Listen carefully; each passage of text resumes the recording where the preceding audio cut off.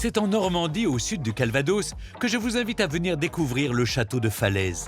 Dominant la commune du même nom, ce château du Xe siècle, classé monument historique, fut l'un des hauts lieux du royaume anglo-normand. Pénétrer dans cette enceinte, c'est plonger dans une riche histoire qui a vu se succéder ducs, monarques, alliances et jeux de pouvoir. Symbole de puissance politique au Moyen-Âge, la forteresse revit aujourd'hui grâce à une poignée de passionnés pour le plus grand plaisir de ses visiteurs. Charlotte est la directrice de l'édifice. En poste depuis 11 ans, elle s'émerveille toujours devant la majesté de son château. Ce qui me plaît particulièrement dans le château de Falaise, c'est sa monumentalité, la façon dont il est posé sur ce rocher, dont il domine la ville, avec une empreinte architecturale très forte. C'est le château des ducs de Normandie, c'est le château du roi de France et c'est un véritable marqueur de l'histoire. Érigé autour de l'an 1000, le château de Falaise est lié au destin d'un monarque hors du commun, Guillaume, dit le Conquérant. Né à Falaise en 1027, nommé duc de Normandie alors qu'il n'a que 8 ans, Guillaume le Conquérant a grandi entre ses murailles. C'est ici qu'il est fait chevalier et qu'il affirme son pouvoir avant de conquérir le trône d'Angleterre. En 1066, Guillaume le Conquérant gagne la bataille d'Hastings en Angleterre et il devient ainsi le roi d'Angleterre.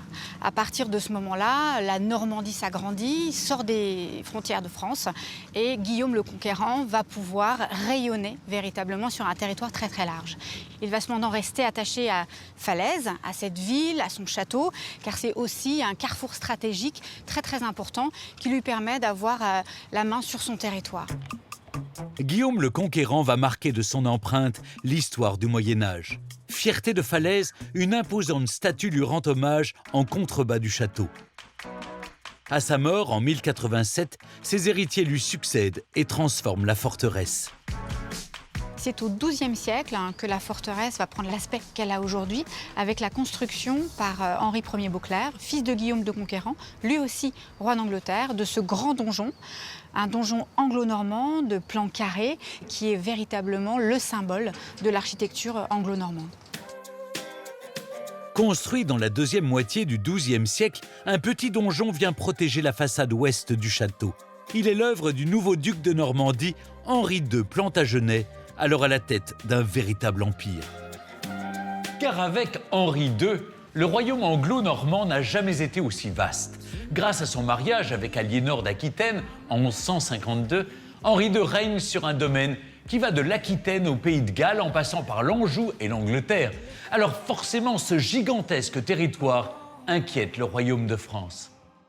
À la fin du XIIe siècle, le roi de France, Philippe Auguste, va décider de combattre ces Normands qui sont devenus tellement puissants sur ce territoire. De cette bataille, dont il sort victorieux, Philippe Auguste va construire la grande tour, symbole du pouvoir du roi de France, et la plus haute des tours que l'on ait bien sûr au château de Falaise. Hélas, au fil des siècles, le château de Falaise subit les affres de l'histoire. Peste, famine, conflits.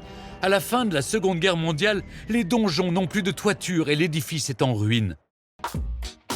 Son salut viendra au milieu des années 80 d'un ambitieux programme de restauration qui va durer près de 30 ans.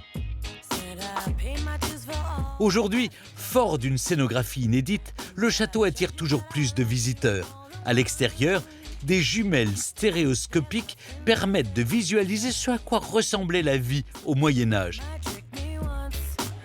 Des tablettes tactiles sont également distribuées pour une expérience immersive en réalité augmentée. Ce sera dans la salle suivante, le numéro 2. Profitez bien de votre visite.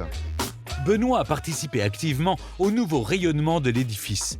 Médiateur culturel, il a piloté un comité scientifique pour reconstituer en 3 dimensions chacune des pièces des donjons. Ici, nous sommes dans la aula du grand donjon de Falaise. Cette aula, c'est la salle des fonctions publiques, de toutes les fonctions officielles de la cour ducale. En un mot, c'est la pièce dans laquelle, lorsqu'il est à Falaise, au XIIe siècle, le duc de Normandie fait son boulot de duc. La aula est extrêmement prestigieuse, elle est là pour faire la démonstration vraiment de la richesse et donc, bien sûr, du pouvoir du propriétaire des lieux. Suivons Benoît dans la Capella, la magnifique chapelle du château, lieu de prière et de recueillement.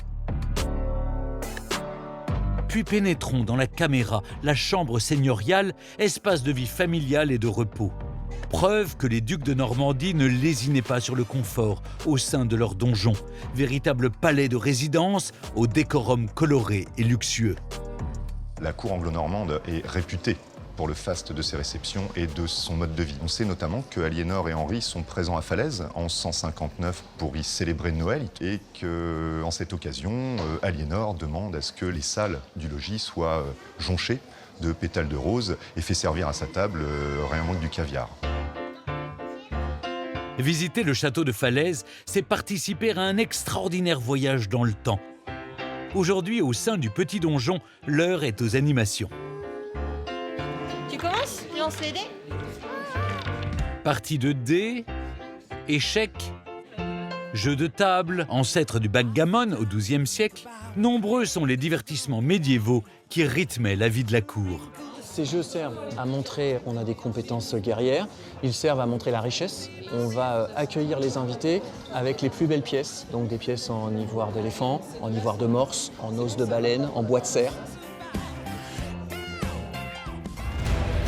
Pas le temps de s'attarder pour Sylvestre, fondateur de l'association Essling 1198 qui organise ces reconstitutions. Il s'agit d'enfiler la cotte de maille de son personnage. Il y en a lourd, hein, vous prenez à deux. Artaud de Rougemar, chevalier d'un autre duc de Normandie, descendant de Guillaume le Conquérant, Richard, cœur de lion. Bien. Longue pointe. Yeah.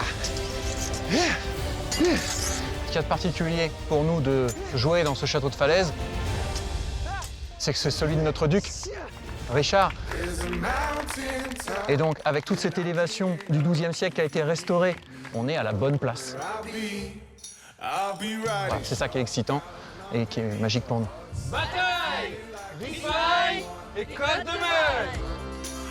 N'hésitez pas, en ces journées européennes du patrimoine, à faire halte au château de Falaise, le berceau de Guillaume le Conquérant, qui vous plongera dans l'histoire passionnante du royaume anglo-normand.